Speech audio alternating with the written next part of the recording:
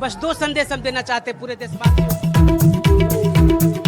मोकामा से जेडीयू प्रत्याशी अनंत सिंह जीत गए हैं, ये खबर आ रही है। वो देखिए पहली खबर है। हाँ, और वो सबसे पहले इन्हीं की आई है। और वो वहाँ बता भी रहे हैं कि अनंत सिंह क्या हैं, ये सुनिए, वो कहानी सुना रहे हैं वहाँ अनंत सिंह की। पूछे ना क्या है। अब देखिए जीतने की खबर आ गई शिवम।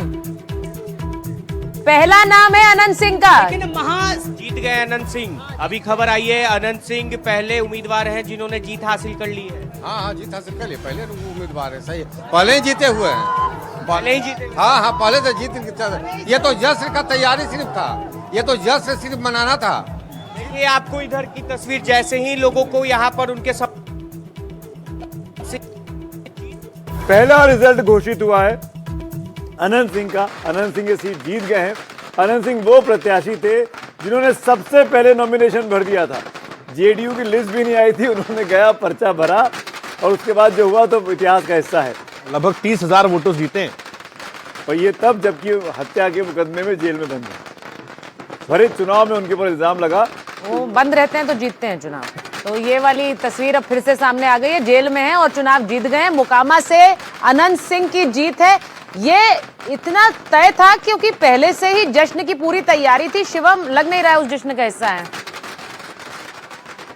अच्छा, शांभवी चौधरी जी हमारे साथ एलजेपी की नेता हैं। शांभवी चौधरी जी हमारे साथ जुड़ गई हैं। शांभवी जी, जो नतीजे आ रहे हैं 201 मेरी स्क्रीन पर इस वक्त आंकड़ा है एनडीए का।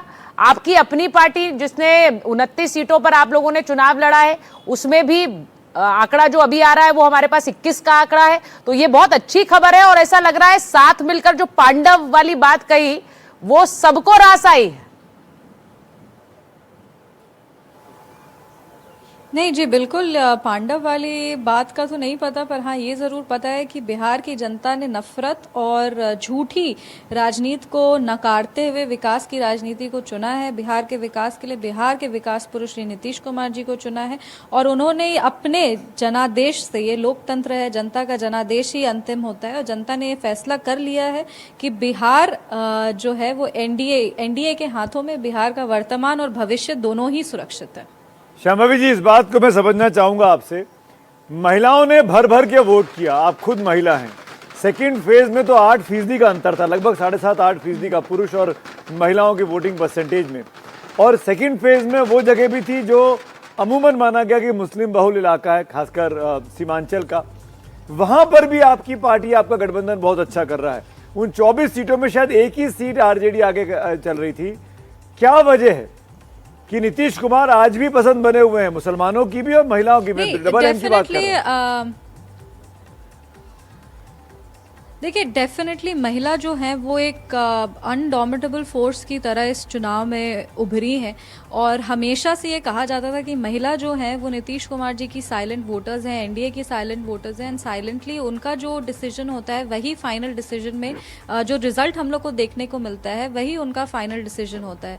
और हम लोग पहले से कह रहे हैं कि महिलाओं के अधिकार की लड़ाई अगर किसी ने बिहार में लड़ी है तो वो एनडीए की सरकार है।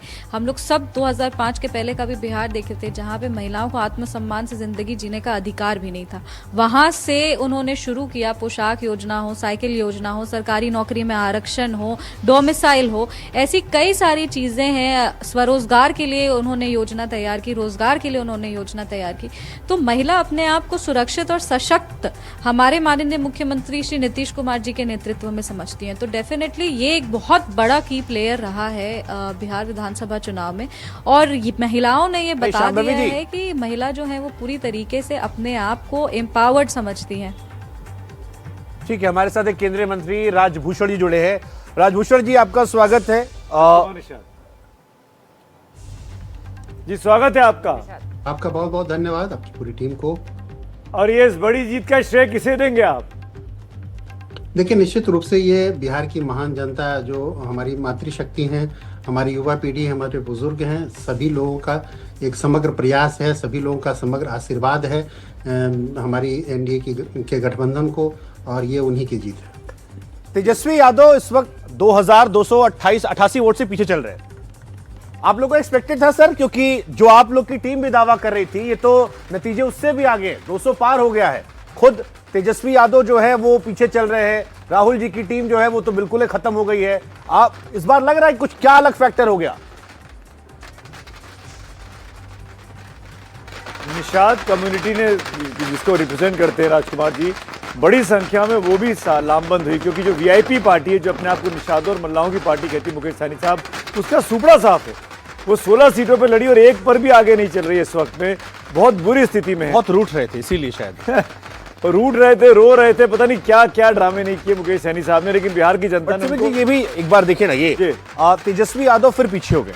ये हैरान करने वाला फैक्टर नहीं है, 2288 वोट से पीछे है अभी, हालांकि अभी कई राउंड की गिनती बाकी है। देखिए अब आरजेडी एक तरफ है और तेजस्वी यादव का अपना चुनाव एक तरफ है। चेतन, आरजेडी की तो 27 सीटें हैं, लेकिन अगर तेजस्वी यादव अपना सीट हार जाते हैं राघोपुर से, तो वो अपने आप में एक बड़ी खबर। वो एक अगर जीत जाता तो हार भी गए तो लोग कहते चलो चलो कभी कभी हो जाता है, एक सीट का कह नहीं सकते, क्योंकि इतनी बड़ी हार हुई है और अपनी सीट भी हार गए हैं, इससे रिकवर करना बहुत मुश्किल है, बहुत ज्यादा मुश्किल है। अभी हारे नहीं है, अभी पीछे चल रहे हैं। मतलब हाँ करेक्ट, मतलब हो सकता है जीत भी जाए, लेकिन उससे कोई फर्क नहीं पड़ेगा।